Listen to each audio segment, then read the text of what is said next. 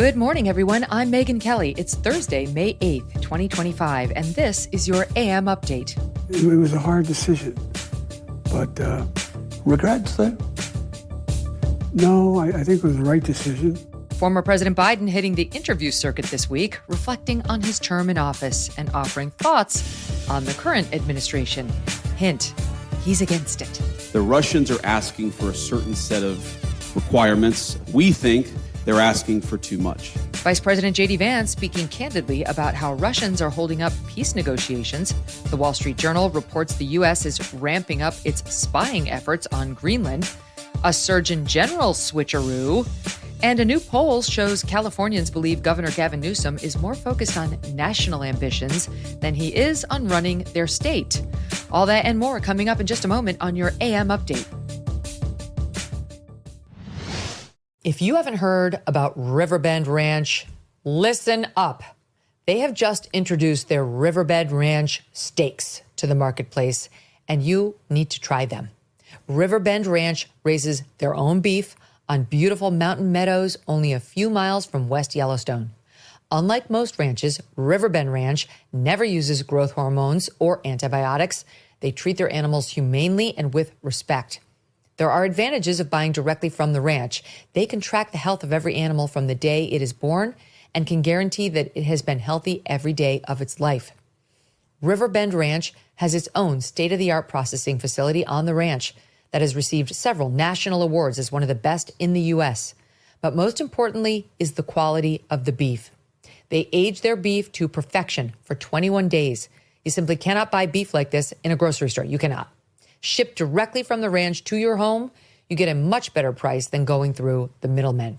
Order directly from riverbendranch.com and use promo code Megyn to get $20 off your first order. That's riverbendranch.com, code Megyn. And be prepared. Once you taste it, I think you're going to be coming back for more and more. Again, riverbendranch.com, code Megyn. Later today, President Biden set to appear on ABC's The View along with Dr. Jill Biden. Now a private citizen, Mr. Biden embracing a more open relationship with the press, appearing for 2 interviews this week alone, including a Wednesday sit-down with the BBC. The former president asked about the timing of his withdrawal from the 2024 race. Should you have withdrawn earlier, given someone else a bigger chance? I don't think it would have mattered. We left at a time when we had a good candidate. She was fully funded. And what happened was I had become what we had set out to do, no one thought we could do. And become so successful on our agenda, it was hard to say, no, I'm going to stop now. It was a hard decision. But regrets, though? No, I think it was the right decision. But you shouldn't have taken it earlier? Well, I don't think so. I mean, I don't know how that would have made much difference. A November report from the New York Post revealing the Biden team's internal polling at the time he dropped out showed then-candidate Trump on track to win 400 electoral votes in a would-be landslide loss for Mr. Biden. President Biden's decision to exit the race on July 21st, triggering a $200 million fundraising surge for the Harris campaign in just 1 week, eventually ballooning into a $2 billion war chest.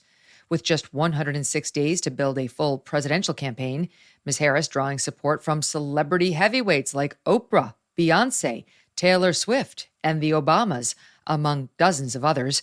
Despite the star-studded backing and unprecedented fundraising, Ms. Harris became the first Democratic nominee in 2 decades to lose both the popular and the electoral vote. President Biden also criticizing the Trump administration's effort to negotiate an end to Russia's war on Ukraine. President Trump is now saying, look, if you want peace, Ukraine is going to have to give up some territory. Some people think that is common sense to say that. Do you think it's not common sense? It's perhaps modern-day appeasement? It is modern-day appeasement. And anybody thinks he's going to stop is just foolish. I just don't understand how people think that if we allow a dictator, a thug, to decide he's going to take significant portions of the land that aren't his. And that's going to satisfy him. Russian troops began amassing forces along the Ukraine border in spring of 2021. In the months leading up to the full-scale invasion, the Biden administration pursuing a series of diplomatic efforts to avert war, including a December 2021 virtual summit between President Biden and Russian President Vladimir Putin. The Biden White House warning of severe economic consequences should Russia proceed. But in January 2022, President Biden seemed to telegraph a green light to Mr. Putin during a press conference with this infamous remark. Russia will be held accountable if it invades, and it depends on what it does. It's one thing if it's a minor incursion and then we end up having a fight about what to do and not do, et cetera. But if they actually do what they're capable of doing with the force amassed on the border, it is going to be a disaster for Russia. The invasion began about a month later. Throughout his presidency, Mr. Biden maintained a policy of isolating Russia on the world stage, the Trump administration accusing the Biden team of fueling a prolonged and aimless conflict, funding what they call a perpetual meat grinder with no clear path to victory. Vice President JD Vance on Wednesday at the Munich Security Conference in D.C., providing an update on peace negotiations. Following months of back and forth, the VP revealing the Russians are now asking for too much to end this war. I think that's what President Trump has been very deliberate about, is actually forcing the Russians to say, here is what we would like in order to end the conflict. Right now, the Russians are asking for a certain set of requirements, a certain set of concessions in order to end the conflict. We think they're asking for too much, okay? And then obviously, the Ukrainians matter a lot. They're the other side. They're the other party, at least to the direct conflict. And we have to ask, what is the Ukrainian? What do they need in order to bring this conflict to a successful completion? And we're going to continue to have that conversation. U.S. officials devoting tremendous amounts of time and resources toward bringing the war to an end. President Trump recently saying both sides are closer than ever to a settlement. Mr. Vance saying the next step is direct engagement between the two. I mentioned the Russians, but also the Ukrainians have also been they've put a piece of paper in our hands that says this is what we would need in order to bring this conflict to a successful resolution from our perspective. And there's a big gulf, predictably, between where the Russians and the Ukrainians are. And we think the next step in the negotiation is to try to close that gulf. We think it's probably impossible for us to mediate this entirely without at least some direct negotiation between the two. The vice president expressing frustration with both sides for focusing on historical grievances rather than looking forward to how a deal could be reached. On the economic front this weekend, Treasury Secretary Scott Bessent and U.S. Trade Representative Jamieson Greer set to meet with Chinese officials in Switzerland for the first time, kicking off trade negotiations. Vice President Vance setting the tone ahead of the meeting.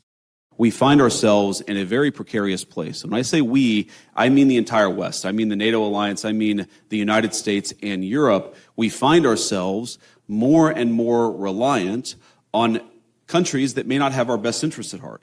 And even if they're halfway decent trading partners, it's still a little bit risky to put all of your eggs in one proverbial basket economically. And what the president has said is we must rebalance the global economy vis-a-vis China. Mr. Vance going on to say the old ways of doing business with the U.S. are over. On Tuesday, President Trump announcing the conclusion of his successful military campaign against the Houthi rebel group in Yemen. The campaign waged under Defense Secretary Hegseth in response to months of sustained Houthi attacks on international vessels operating in the Red Sea, an important shipping route connecting the Mediterranean Sea to the Indian Ocean. Secretary of State Marco Rubio saying the Houthis launched dozens of attacks against U.S. military ships, as well as commercial vessels. While the Biden administration had favored limited case-by-case responses, the Trump administration launching a sustained offensive, wave after wave of strikes, killing hundreds and significantly degrading Houthi military capabilities. President Trump telling reporters from the Oval, the Houthis have had enough. The Houthis have announced that they are not, or they've announced to us at least, that they don't want to fight anymore. They just don't want to fight. We will honor that, and we will stop the bombings. And they have capitulated, but more importantly, we will take their word. They say they will not be blowing up ships anymore. I think that's very, very positive. They were knocking out a lot of ships going, as you know, sailing beautifully down the various seas.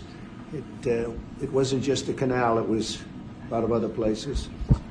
And I will accept their word, and we are going to stop the bombing of the Houthis, effective immediately. Under the terms of the agreement, both sides agree to halt attacks against one another. Special Envoy Steve Witkoff, who's turning out to be the Waldo of this administration, he's everywhere, led negotiations for the U.S. with assistance from the Omani Foreign Ministry. Coming up, the Wall Street Journal reporting anonymous sources say the U.S. is ramping up its spy efforts against Greenland. And a new poll shows most California voters believe Governor Gavin Newsom is more focused on his national ambitions than the problems at home. Also, big news about Mr. Trump's chosen Surgeon General. Tax day may have passed, but for millions of Americans, the real trouble is just beginning. If you missed the April 15th deadline or still owe back taxes, the IRS is ramping up enforcement, and every day you wait might make things worse. With over 5,000 new tax liens filed daily and tools like property seizures, bank levies, and wage garnishments, you don't want to mess around, okay? The good news is there's still time for Tax Network USA to help. Self-employed or a business owner, even if your books are a mess, they've got it covered. Tax Network USA specializes in cleaning up financial chaos and getting you back on track fast. Even after the deadline, it's not too late to regain control. Your consultation is completely free, and acting now could stop penalties, threatening letters, and surprise levies before they escalate. Call 1-800-958-1000 or visit tnusa.com/Megyn. You may have missed April 15th, but you haven't run out of options. Let Tax Network USA help before the IRS makes the next move. A big and important switcheroo on the Surgeon General nomination. President Trump announcing on Truth Social that he is replacing his nominee, Jeanette Neshawat, with a star of the MAHA movement, Dr. Casey Means. Neshawat, the sister-in-law of now ousted National Security Advisor Mike Waltz, had an odd background for this position. A graduate of a Caribbean medical school who ran City MD, Neshawat was a big proponent during the pandemic of masking children and of getting kids under the age of 12 vaxxed, all while she downplayed the risk of myocarditis in kids who get the vaccine. In October 2021, she said the risks for kids getting the COVID jab are extremely low. Around that same time, she called for more masking, just as Dr. Marty Makary of Johns Hopkins, now Mr. Trump's FDA chair, was writing an op-ed in the Wall Street Journal arguing against masking children. Point being, it took her a very long time to see the truth on some very controversial COVID measures. Mr. Trump not addressing the switch directly, but celebrating his nomination of Dr. Casey Means to the Surgeon General role, saying she has impeccable MAHA credentials. Dr. Means, whose brother Callie is helping RFKJ revamp HHS, is a graduate of Stanford undergrad and Stanford Med School. She went on to become a surgeon who, in her 5th year of residency, left the program after realizing the medical industry was not about preventing illness, but instead treats problems caused by chronic diseases that doctors erroneously accept as inevitable. Did 5 years of head and neck surgery training. And at the end of that training, before launching out into being a private practice or academic attending physician, I looked around me at what was happening in American health more broadly and realized that even though, I'm working hard in my lane as an ear, nose, and throat surgeon, more broadly, American health is just getting destroyed. It's getting destroyed. Chronic illness is exploding across the lifespan. And that's not something that I really learned about in medical school. At the best institutions in America, the hospitals, the medical schools, we're not talking about why. We're talking about how to medicate these conditions. We're talking about how to operate more on these conditions. Mr. Trump says Dr. Neshawat will work in some other capacity at HHS. The Wall Street Journal reporting 2 anonymous sources say the U.S. is ordering intel agencies to step up the spying on Greenland. The Trump administration eyeing the icy Arctic island for its strategic importance. As northern ice melts, key shipping lanes open up, slashing travel time. Military competitors China and Russia ramping up their Arctic influence in recent years. Greenland is also home to vast mineral deposits and oil reserves. A semi-autonomous territory of the Kingdom of Denmark, both local and Danish officials express strong opposition to U.S. acquisition. Despite resistance, on Sunday, President Trump again declining to rule out military force to take the island. I don't rule it out. I don't say I'm going to do it, but I don't rule out anything. No, not there. We need Greenland very badly. Greenland is a very small amount of people, which we'll take care of and we'll cherish them and all of that. But we need that for international security. The Wall Street Journal reporting, based on anonymous sources, quote, several high-ranking officials under Director of National Intelligence Tulsi Gabbard issued a collection emphasis message to intelligence agency heads last week. They were directed to learn more about Greenland's independence movement and attitudes on American resource extraction on the island. Agents reportedly instructed to identify people in Greenland and Denmark supporting U.S. objectives for the island. Director Gabbard, responding to this report, quote, the Wall Street Journal should be ashamed of aiding deep state actors who seek to undermine the president by politicizing and leaking classified information. They are breaking the law and undermining our nation's security and democracy. The Trump administration undertaking a broad effort to crack down on leakers across federal agencies, Director Gabbard's office referring at least 3 alleged leakers in other cases to the DOJ in recent weeks. Ms. Gabbard confirming to the Megyn Kelly Show last week her office is investigating at least 11 more cases, some of which may be referred to the DOJ.